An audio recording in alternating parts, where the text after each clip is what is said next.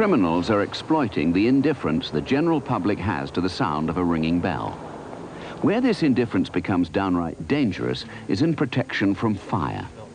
In public buildings, we've gone a long way to providing detection systems that can be relied on, but they cannot easily reverse the effect of all those others that cry wolf.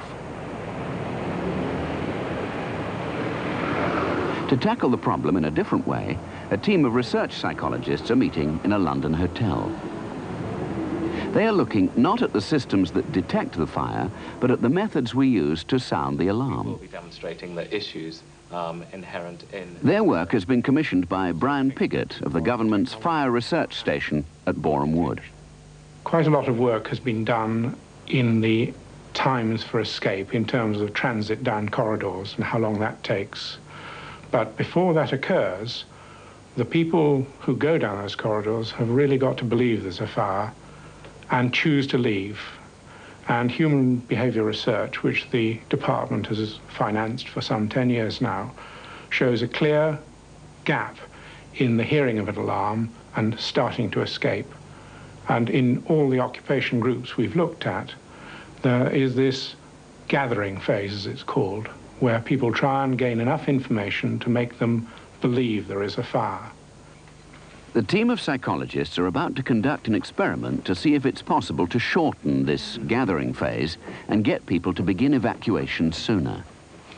The experiment takes place in a research studio that has a secret observation room with a two-way mirror and hidden video camera. Right, here they come, keep quiet.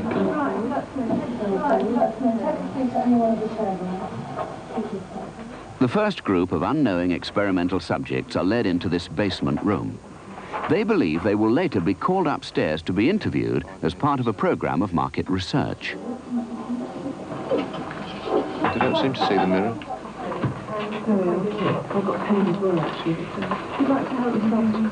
A questionnaire is handed out.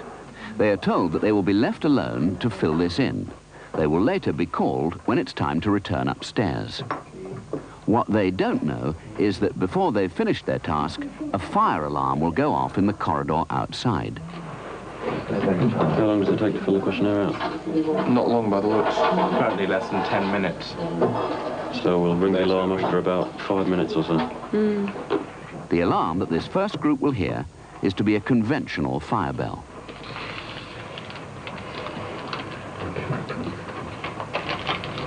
Legal security. You can have one pension, still might have to.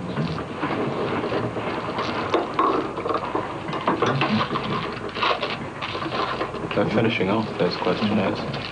Right. Should we ring the bell? Yeah. It's loud enough though, I mean they can all hear it obviously. Apart from an increase in group interaction as they discuss what the bell might mean, there's little other reaction.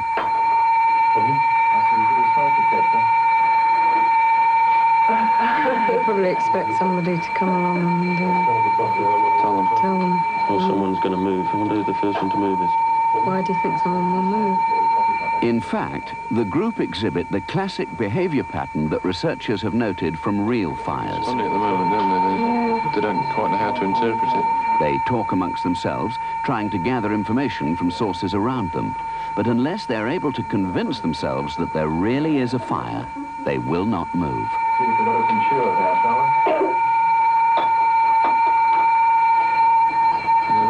They're deciding what to do. I think she's going to get up. The girl on the left, that is. That woman on the left, she's going. She's going. Moving. Look, someone's going. She's going to go. She's been wanting to go for a long time, but she was under a lot of pressure from the rest of the group. It took 3 minutes from the start of the alarm for the first person to move. In fact, she will not return. The point of the experiment is to see what people will do when the only stimulus they have is a ringing alarm. So they're behaving true to form.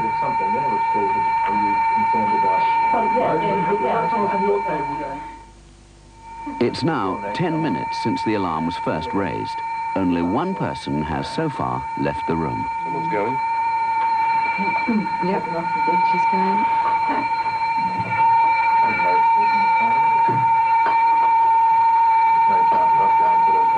do talk amongst themselves a lot. Right, they're all going. Let's go and go. Let's go and grab them. Yeah. Finally, at 11 minutes, the rest of the group make their move and the experiment is ended.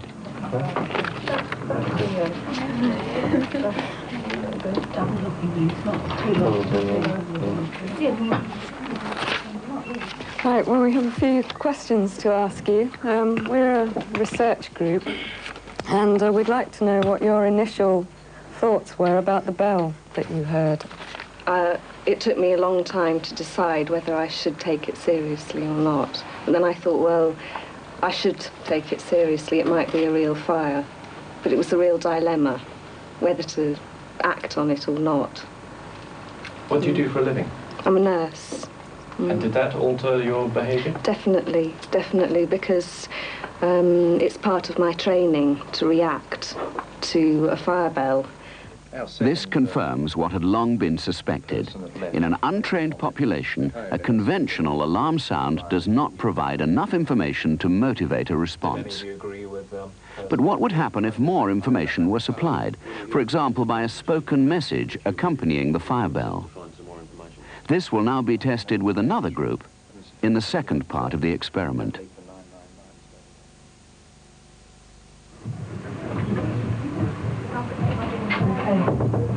The second group of unknowing subjects are led into the basement room.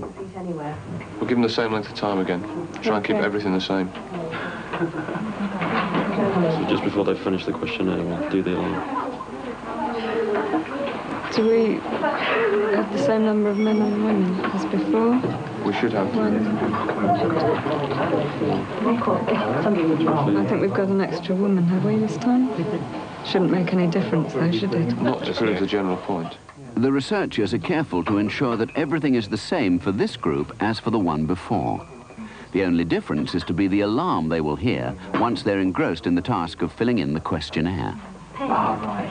Give it a I wonder how they'll react relative to the other group this time. Time to ring the alarm, I think.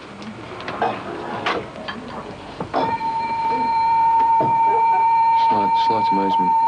Nothing at the moment. Attention, this is an intelligent fire warning system. There is a fire above you on the ground floor. Evacuate now. Immediately move. We better go. Yeah, do you want to go and get them?